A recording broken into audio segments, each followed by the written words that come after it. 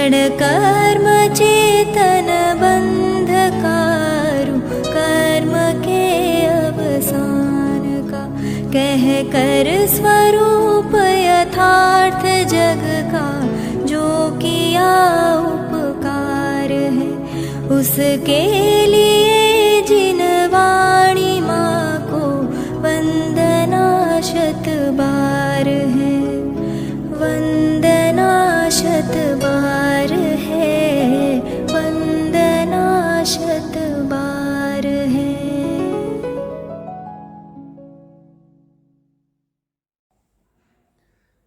ओम नमः सिद्धेभ्यः, ओम नमः सिद्धेभ्यः, ओम नमः सिद्धेभ्यः। मुक्तामुक्तैकरूपो यः कर्मभिः संविदादिना, अक्षयं परमात्मानं ज्ञानमूर्तिं नमामि तं, ज्ञानमूर्तिं नमामि तं। स्वरूप संबोधन ग्रंथ है, अकलंक देव की अपूर्व रचना है। अनेकांतात्मक वस्तु स्वरूप, उसमें भी अध्यात्म की दृष्टि से आत्म स्वभाव का अनेकांतात्मक पना कैसा है, अनेकांतात्म में आत्म स्वभाव की श्रद्धा, स्वभाव का ज्ञान, स्वभाव की रमणता किस प्रकार से होती है, उसके लिए मुमुक्षु आत्मार्थी जीव की क्या पात्रताएं हैं, क्या योग्यताएं हैं, इनका सारा वर्णन इस स्वरूप संबोधन स्तोत्र ग्रंथ के अंतर्गत अकलंक देव ने की है। मंगलाचरण हम आप लोगों ने अभी किया है। इससे पहले हम आप लोगों ने कल तक 9 श्लोकों का आद्योपांत विषय देखा है।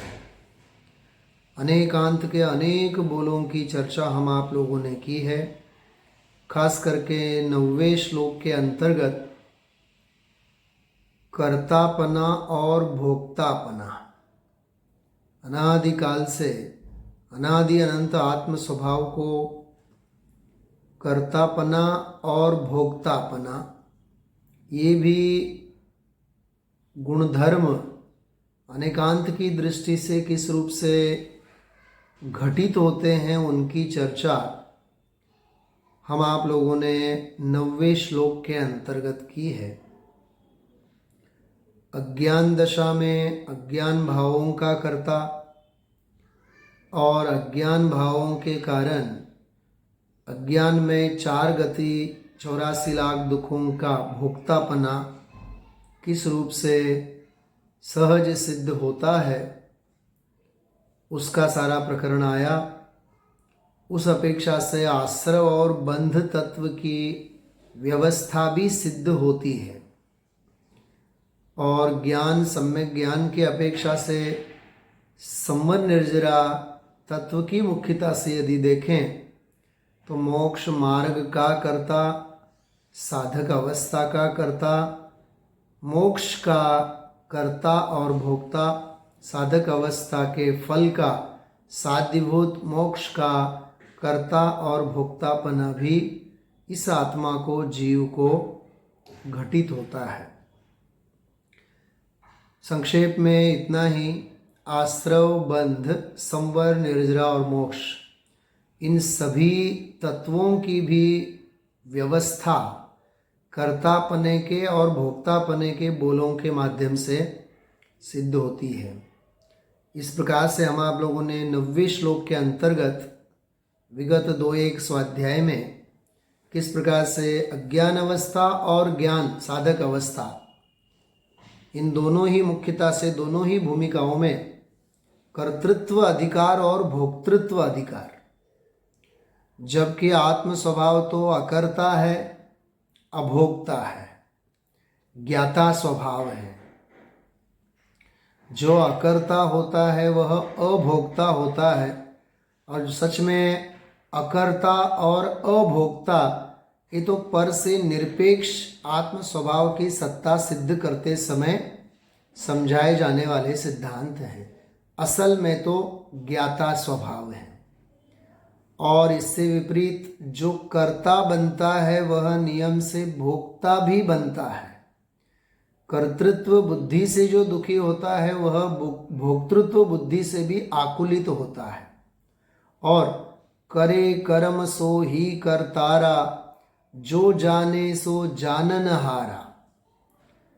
इस सूत्र की अपेक्षा से यदि विचार करें, जो कर्ता नहीं होता है वह नियम से ज्ञाता होता है, और जो ज्ञाता नहीं बन पाता है वह नियम से कर्ता होता है।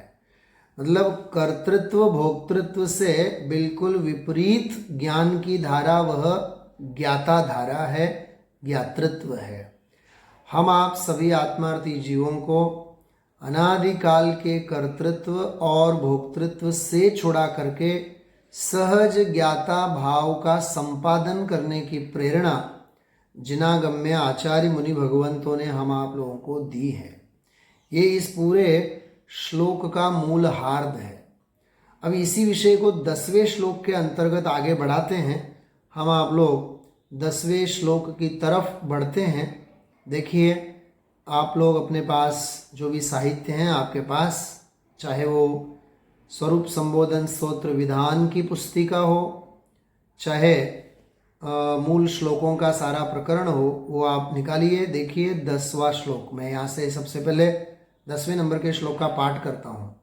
कर्ता यः कर्मणं भोक्ता तत्फलानां स एव तु बहिरंतर उपायाभ्यां तेषां मुक्तत्वमेव हि। कर्ता यः कर्मणां भोक्ता, जो कर्मों का कर्ता होता है वह नियम से कर्मों का भोक्ता भी होता है। जैसे लोक व्यवहार में एक कहावत प्रसिद्ध है, एक मुहावरा प्रसिद्ध है, जैसे जो करेगा वो भोगेगा, अथवा खुद ही कर्तापने के रूप में जो जुड़ा होता है वह उसका भोग उपभोग भी नियम से करेगा। जैसे कहावत की भाषा में हम कहें 10 उंगलियां घी में, तो 10 उंगलियां घी में, इसका क्या तात्पर्य है? अरे जो कर रहा है वो तो खाएगा ही ना, जो करता है वो तो भोगेगा ही ना। तो कर्ता जो होता है वह नियम से भोक्ता होता है, ये नियम है। कर्ता होता है वह नियम से भोक्ता होता है, और अकर्ता होता है वह नियम से अभोक्ता होता है। और अकर्ता और अभोक्ता, इसे अपन गणित सूत्र की भाषा में कहें, अकर्ता प्लस अभोक्ता इज इक्वल टू ज्ञाता। कर्ता प्लस भोक्ता इज इक्वल टू अज्ञाता, अज्ञानी। कहने का मतलब, कर्ता जो होता है वह भोक्ता होता है, कर्ता और भोक्ता होता है वह ज्ञाता नहीं होता है। और जो अकर्ता और अभोक्ता होता है वह नियम से ज्ञाता होता है।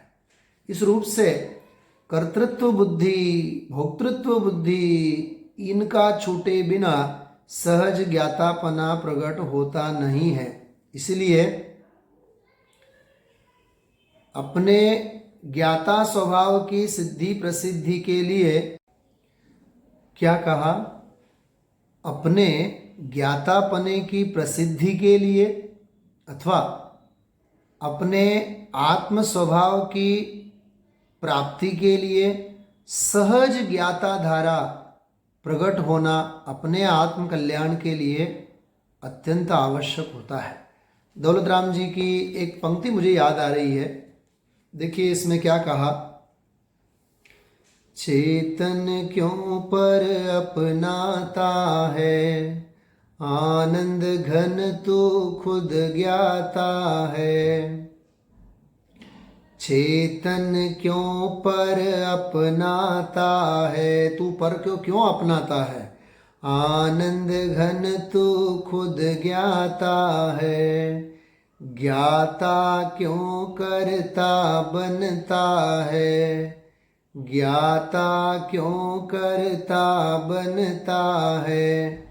खुद क्रम नियमित नित पलटता है, सब अपनी धुन में धुनता है। तब कौन जगत में सुनता है। उठ चेत जरा क्यों सोता है, फिर देख ज्ञान क्या होता है। क्यों पर का बोझा ढोता है, क्यों जीवन अपना खोता है। चेतन क्यों पर अपनाता है, आनंद घन तू खुद ज्ञाता है। पर का तू करता बनता है, कर तो कुछ भी नहीं सकता है। क्या कह रहे पंडित जी साहब, पर का तू करता बनता है, कर तो कुछ भी नहीं सकता है। यह विश्व नियम से चलता है, यह विश्व नियम से चलता है। इसमें नहीं किसी का चलता है, इसमें नहीं किसी का चलता है। जो पर का असर मनाता है, वह धोखा निश्चय खाता है। जो पर का असर मनाता है, वह धोखा निश्चय खाता है।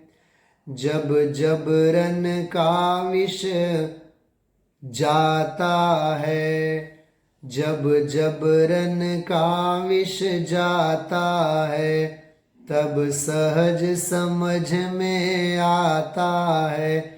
जबरन करने का कर्तृत्व बुद्धि का विष जब चला जाता है, तब सहज समझ में आता है। चेतन क्यों पर अपनाता है, आनंद घन तू खुद ज्ञाता है। जो द्रव्य द्वारे आता है, वह जीवन ज्योति जगाता है। द्रव्य दृष्टि, जो द्रव्य द्वारे आता है, वह जीवन ज्योति जगाता है। सुख धाम चिंतामणि ज्ञाता है, सुख धाम चिंतामणि ज्ञाता है। आनंद अनुभव नित पाता है। चेतन क्यों पर अपनाता है, आनंद घन तू खुद ज्ञाता है। पूरे पद में पंडित जी साहब ने, दौलत राम जी ने हम आप लोगों को यही समझाया, अपनी कर्ता बुद्धि को छोड़ और अपने ज्ञातापने को स्वीकार कर। ज्ञातापना स्वीकार करेगा तो तेरी सर्वज्ञता तुझे प्रकट हुए बिना नहीं रहेगी। और कर्ता बुद्धि यदि तू सेवन करेगा तो अनादिकाल से जिस प्रकार से कर्म और कर्म फल धारा चल रही है, नियम से तू उसी में रुलता रहेगा। संक्षेप में इतना ही कि इस पूरे प्रकरण का सार इतना है, कर्ता बुद्धि और भोक्ता बुद्धि जहाँ तहाँ मैं करूँ मैं करूँ मैं करूँ, मेरे अलावा तो हो ही नहीं सकता है, मेरे बिना तो हो नहीं सकता है। ये जो कर्तृत्व का जहर हम आप लोगों ने पी रखा है, उसे यहाँ छुड़ाने की मूल प्रेरणा हम आप लोगों को लेनी चाहिए और आचार्य भी उसी की प्रेरणा हम आप लोगों को देना चाहते हैं। देखिए अब 10वां श्लोक है, इसी विषय को आगे बढ़ाते हैं। श्लोक तो हम आप लोगों ने पढ़ा है, उसका हिंदी अनुवाद में पढ़ता हूँ, फिर विधान में जो उसका जो भावानुवाद कवि पवैया जी ने किया है उसका भी पाठ करूँगा। पहले 2 पंक्तियों में इसका अनुवाद है 10वें श्लोक का। जो कर्मों का करता वही उनके फल का भोक्ता भी। क्या कहा? अरे जो कर्मों का करता होता है वह नियम से उनका भोक्ता भी होता है। जो कर्मों का करता वही उनके फल का भोक्ता भी। तो भी अंतर बाह्य उपायों से होती मुक्ति उनकी। देखो 2 बातें एक साथ कह रहे हैं। जो करता होता है वह उनके फलों का भोक्ता भी होता है, बराबर। लेकिन अंतर बाह्य ऐसे सातिशय उपायों से, कर्तापने से भी और भोक्तापने से भी छूट करके सहज ज्ञातापने के परिणमन के माध्यम से यह जीव मुक्ति को भी पाता है। फिर आगे मुक्ति मार्ग की सारी मीमांसा रत्नत्रय रूप मार्ग की इसमें आएगी। ये तत्व समझाने की कितनी सुंदर पद्धति है, देखिए आप। इसका अब पवैया जी के शब्दों में अनुवाद अपन पढ़ते हैं। राग द्वेष मोहादि भाव अरु कर्मों का बंधन करता, यही आत्मा कर्मों के शुभ अशुभ फलों का है भोक्ता। देखिए इसमें एक बहुत सुंदर न्याय भी साथ में आ रहा है कि राग द्वेष मोहादि कर्मों का जो करता है वही उसका भोक्ता है। देखिए वह भोक्ता है, ये तो है ही, जो करेगा वो भोगेगा। जो कर्ता बुद्धि से परिणमता है वह नियम से भोगेगा। लेकिन इसमें एक बहुत जोरदार न्याय है, जो करता है वह नियम से उनका भोगता है, एक बात, और वही नियम से भोगता है। मतलब एक तो भोक्तापने की अनिवार्यता, और वही जो करता है वो करता ही उसका भोगता है। ये बहुत अद्भुत बात है। जैसे बंद अधिकार जो है समय सार, उसमें आप देखिए, उसमें बंद अधिकार में कलश लिखा हुआ है बहुत सुंदर, सर्वम सदैव नियतम स्वकीय सुख दुख, ऐसा मूल कलश है। सदैव सर्वम नियतम, कि प्रायः देखा जाता है हर जीव अपने अपने किए गए सुख दुखों का कर्ता और भोक्ता वह स्वयं ही है। कि कोई और इसका करा देवे, कोई और करे ये और कोई और भोगवे, ये हो नहीं सकता है। तो इसमें आप लोग, एक दूसरा भी मुझे संदर्भ याद आ रहा है, इसके लिए अपन सामायिक पाठ, जो अमित गति आचार्य का सामायिक पाठ है, उसमें भी ये पंक्ति आती हैं। देखिए कितनी बढ़िया बात उन्होंने लिखी है। स्वयं किय जो कर्म शुभाशुभ फल निश्चय ही वे देते, करे आप फल देय अन्य तो स्वयं किए निष्फल होते। ये देखो आप, स्वयं किए जो कर्म शुभाशुभ, जो अपने किए गए शुभाशुभ कर्म हैं, फल निश्चय ही वे देते।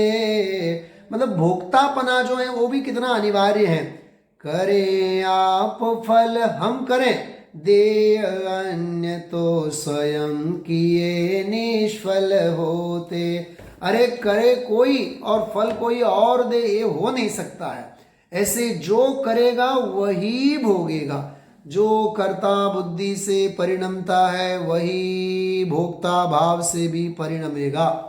यदि सीता का अपहरण करके खोटी गति यदि रावण ने बांधी है, उस नरक बांधने रूप परिणामों का कर्ता यदि रावण है, तो भोक्ता भी वही है, कोई और जाकर के उन फलों को भोगने वाला नहीं है।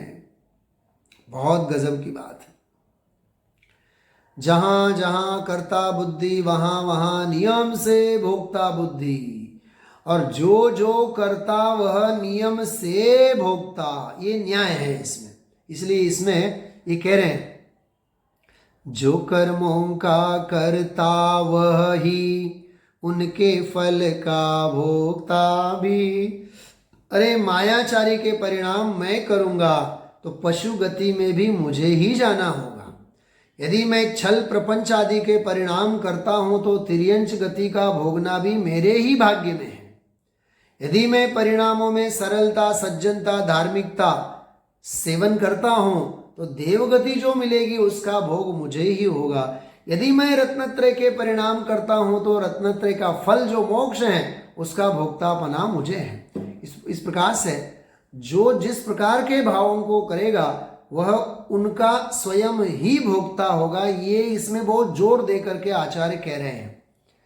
राग द्वेष मोहादि भाव और कर्मों का बंधन करता यही आत्मा, ये बहुत मार्मिक शब्द है, यही आत्मा कर्मों के शुभ अशुभ फलों का है भोक्ता। मतलब भाई साहब, हम करें और फल कोई भोगवे ऐसा हो नहीं सकता है। हमने किए हैं हम ही भोगेंगे। अरे यशोधर मुनिराज के ऊपर उपसर्ग करके नरक गति बांधी है। कल प्रातः काल श्रेणिक राजा का उदाहरण गुरुदेव श्री ने दिया था। यदि नरक बांधी है तो नरक के फल को भोगने का अधिकार भी पूरा पूरा राजा श्रेणिक का, चेलना नहीं जाएगी उसके नरक के दुखों को भोगने के लिए। इसलिए भाई भला बुरा जो अपना होता है अपने ही परिणामों से होता है, और अपने उन परिणामों का भोक्तापना भी अपने को ही सिद्ध होता है। इसलिए एक तो ये नियम, यही आत्मा कर्मों के शुभ अशुभ फलों का है भोक्ता। ये हो गई कर्ता और भोक्तापने की बात। निश्चय से यह अंतरंग रुबाय उपाय शुद्ध करता। बहुत गजब की बात है। अरे ऐसी कोई काल लब्धि आवे, ऐसा कोई भाग्य उदय में आवे और ऐसी अंदर की उपादान की शक्ति जागृत हो और ऐसा कोई सातिशय निमित्त का योग बने, ये बाह्य निमित्त, और अंतरंग में उपादान की शक्ति जग जाए तो न कर्तापना रहे न भोक्तापना रहे, सहज ज्ञातापना प्रकट होवे, आत्मज्ञान प्रकट होवे, भेद ज्ञान प्रकट होवे और मोक्ष मार्ग में आत्मा निकल पड़े और अनंत अनंत अनंत अनंत रही है अनंतानंत तथा यथा तथा शिव परिणमे। इस प्रकार के अनंती मोक्ष की यात्रा भी यह जीव कर सकता है, लेकिन अपने ज्ञाता स्वभाव को प्रकट करके। उसके लिए फिर निमित्तों की भाषा में बहिरंग निमित्त और अंतरंग निमित्त, ये यहाँ विषय लिया है। निश्चय से यह अंतरंग बाह्य उपाय शुद्ध करता, वही आत्मा कर्मों से तब छूट मोक्ष सुख उर भरता। अरे अंतरंग और बहिरंग निमित्तों के कारण वही आत्मा, कौन सा, जो कर्ता बुद्धि से परिणमन कर रहा था, जो भोक्ता बुद्धि से अनादिकाल से परिणमन कर रहा था। देखो भाई, अनादिकाल का अनंत अज्ञान भी यदि है, लेकिन भेद ज्ञान की ज्योति प्रकट होते ही वह अज्ञान मिटे बिना नहीं रह सकता है। कृपालु देव ने बहुत सुंदर बात कही। कोटि वर्ष नु स्वप्न पण जागृत थता समाय, एम विभाव अनादिनो दूर थता नहीं वार। अरे हो भले ही अनादि का अज्ञान, लेकिन भेद ज्ञान प्रकट होते ही अज्ञान अंधकार को मिटने में देर नहीं लगती है। बहुत अद्भुत बात है भाई, बहुत अद्भुत बात है। जागा बहु सौभाग्य मिला है, स्वरूप संबोधन स्वामी। मेरा अहोभाग्य जागा है, आचार्य स्वयं लिख रहे हैं, मेरा अहोभाग्य जागा है, मुझे स्व संबोधन मिला है। बहुत अद्भुत बात। अरे भाई, आत्मोपदेश भी उसी के भाग्य में, धर्मोपदेश भी उसी के भाग्य में जिसका भव का किनारा निकट आया होता है। बाकी जिसका भव का किनारा अभी नजदीक नहीं होता है, उसे आत्म संबोधन के भी भाई साहब योग नहीं मिलते हैं। बाह्य योग की बात है। जागा बहु सौभाग्य मिला है, स्वरूप संबोधन स्वामी। था दुर्भाग्य की आत्मज्ञान रुचि बिन भटका अंतर्यामी। अरे मेरा दुर्भाग्य था कि आत्मज्ञान के बिना मैं भटक रहा था। क्या सुंदर बात कही। आत्मज्ञान के बिना मैं भव भटक रहा था, लेकिन प्रभु अब मेरा पुण्य जागरण जागा है, पुण्य जागरण हुआ है, शुभ बेला मेरी भी जगी है। इस प्रकार से इस 10वें श्लोक के अंतर्गत जो कर्ता होता है वही भोक्ता होता है, लेकिन अंतरंग सातिशय उपादान के बल से और बहिरंग सातिशय निमित्त के आश्रय से यह जीव अपना आत्म कल्याण साधते हुए, अपनी आत्म भावना को दृढ़ करते हुए मार्ग और मार्ग फल के रूप में भी आगे बढ़ता है, बढ़ सकता है। यह यहाँ उद्घोषणा की। और अब इसके बाद रत्नत्रय रूप मोक्ष मार्ग की चर्चा प्रारंभ होगी। बहुत अपूर्व श्लोक और बहुत गंभीर श्लोक आएंगे। उन श्लोकों का भी हम आप लोग 11वें नंबर से यथा योग्य समय पे आराधना करेंगे। एक दो पंक्ति सुनिएगा। कैसी भावना, ऐसा तत्व सुनने के बाद हमारी भावना कैसी होनी चाहिए। अब विषयों में नाहि रमेंगे, चिदानंद पान करेंगे। चहूँ गतियों में नाहि भ्रमेंगे, निजानंद धाम रहेंगे। मैं नहीं तन का, तन नहीं मेरा, चेतन भाव में मेरा बसेरा हो। अब भेद विज्ञान करेंगे, निजानंद धाम रहेंगे। अब विषयों में नाहि रमेंगे, चिदानंद पान करेंगे। विषयों का रस विष का प्याला, चेतन का आनंद निराला हो। अब ज्ञान में ज्ञान लखेंगे, निजानंद पान करेंगे। अब विषयों में नाहि रमेंगे, चिदानंद पान करेंगे। ज्ञान बसे ज्ञायक में मेरा, ज्ञायक में ज्ञान बसेरा हो।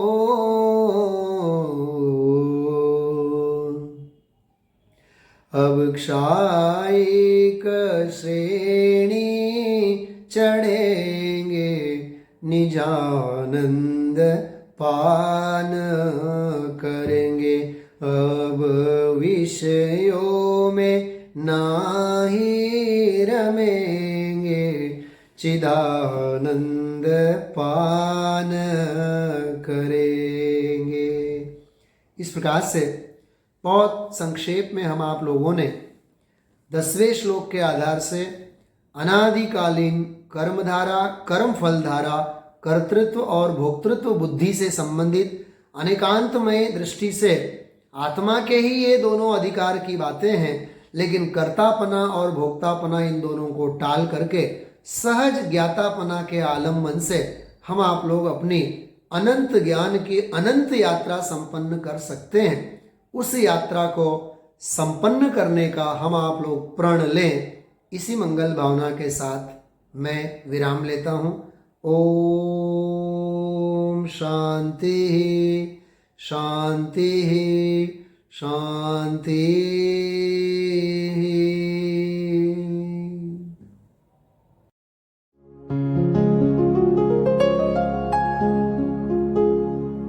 निज निधि निज में बताए, यह अनंत उपकार है उसके लिए जिन वाणी माँ को वंदना शत बार है, वंदना शत बार है, वंदना शत बार है।